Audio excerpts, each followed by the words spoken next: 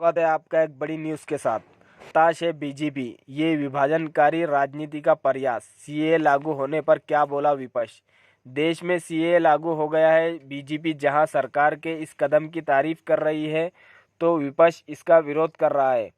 कांग्रेस ने कहा कि चुनाव में ध्रुवीकरण के लिए कानून लागू किया गया है। पश्चिम बंगाल की मुख्यमंत्री और टीएमसी प्रमुख ममता बनर्जी, सपा अध्यक्ष अखिलेश यादव और एमआईएम प्रमुख ओवैसी ने सरकार की मंशा पर सवाल उठाए हैं। देश में नागरिकता संशोधन कानून लागू हो गया है। इससे गैर मुस्लिम शरणार्थियों को नागरिकता मिलेगी। 2024 से पहले शरण मांगने वालों को सीएए के तहत नागरिकता मिलेगी। पाकिस्तान, बांग्लादेश और अफगानिस्तान के अल्पसंख्यकों को भारत की नागरिकता मिलेगी।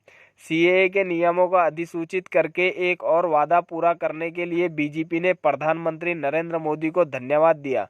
वहीं विपक्ष ने सरकार पर निशाना साधा। कांग्रेस ने कहा कि चुनाव में ध्रुवीकरण के लिए कानून लागू किया गया। पश्चिम बंगाल की मुख्यमंत्री और टीएमसी प्रमुख ममता बनर्जी, सपा अध्यक्ष अखिलेश यादव और एमआईएम प्रमुख ओवैसी ने सरकार की मंशा पर सवाल उठाए हैं।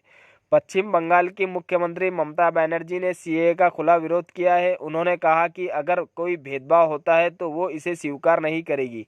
कांग्रेस अध्यक्ष मल्लिकार्जुन खड़गे ने कहा कि सीएए यानी नागरिकता संशोधन अधिनियम प्रकृति में भेदभावपूर्ण और भारतीय संविधान के मूल सिद्धांतों और भावनाओं के खिलाफ है।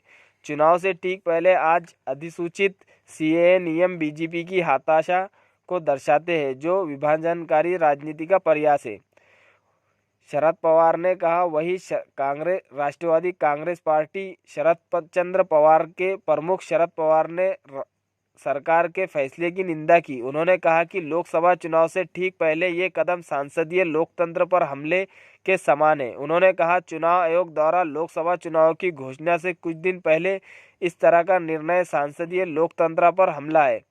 हम इसकी निंदा करते हैं। तमिलनाडु के मुख्यमंत्री स्टैलियन ने कहा कि बीजेपी सरकार के विभाजनकारी एजेंडे ने नागरिकता अधिनियम को हथियार बना दिया है।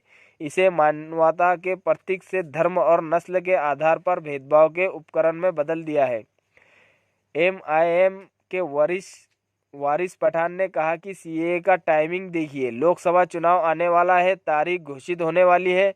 अभी तक सरकार को ये याद क्यों नहीं आई? ये गैर कानूनी है। आप धर्म के आधार पर कोई कानून नहीं ला सकते हैं। पहले दिन हमारा इस पर विरोध है। आसाम में विपक्षी दलों ने सीएए लागू करने पर केंद्र सरकार की आलोचना की। वहीं राज्य भर में सीएए के खिलाफ विरोध प्रदर्शन शुरू हो गए हैं। 16 दल वाले संयुक्त विपक्षी मंच आसाम यूओएफए ने मंगलवार को राज्यव्यापी हड़ताल की घोषणा भी की है। एएएसयू और 30 गैर राजनीतिक संगठनों ने गुवाहाटी, कामरूप, बरपोटा, लखीमपुर, नलबाड़ी, डिब्रूगढ़, घोलघाट और तेजपुर सहित राज्य के विभिन्न हिस्सों में अधिनियम की प्रतियां जलाई और विरोध रैलियां निकाली। दोस्तों, अगर आप हमारे चैनल पर नए हैं तो चैनल को सब्सक्राइब करें, वीडियो को शेयर करें, लाइक करें और कमेंट भी ज़रूर करें।